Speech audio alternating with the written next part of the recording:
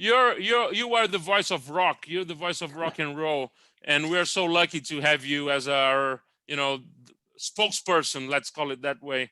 So we're well represented by a man like you.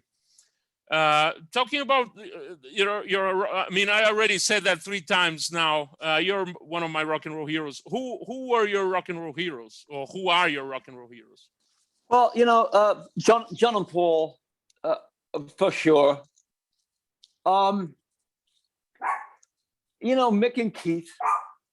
Those are, I was a young kid at school, and these 4 guys, were so incredible.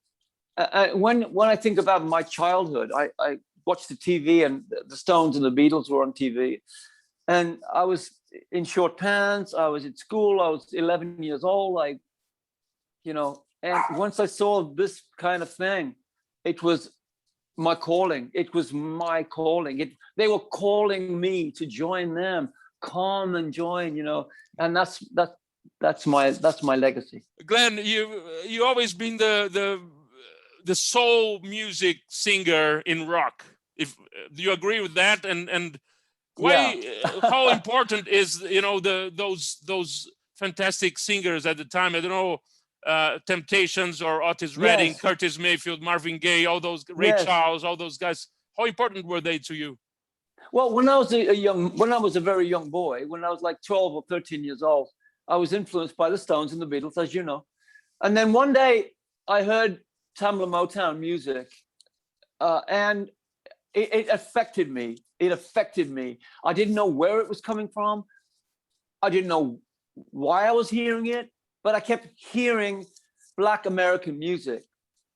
And it has been the cornerstone of my life. I'm a rock and roll person, as you know, famous because of Deep Purple.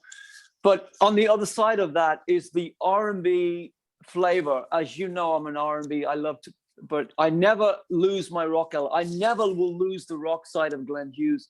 I am that guy. I am the rock and roll guy. You know I am. But on the other side, I have a groove element and soul element in my music, which for me is very important.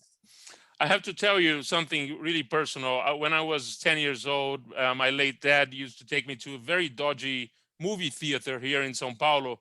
And one of those days I saw this concert here that happened in California in 1974. Yeah. Yes. And I had the opportunity to buy this thing. I'm thankful for that they released that finally. And that changed my life completely.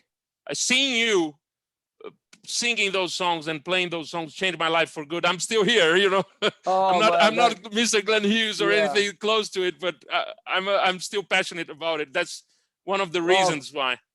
Thank you. That's a very important show. Thank you so much.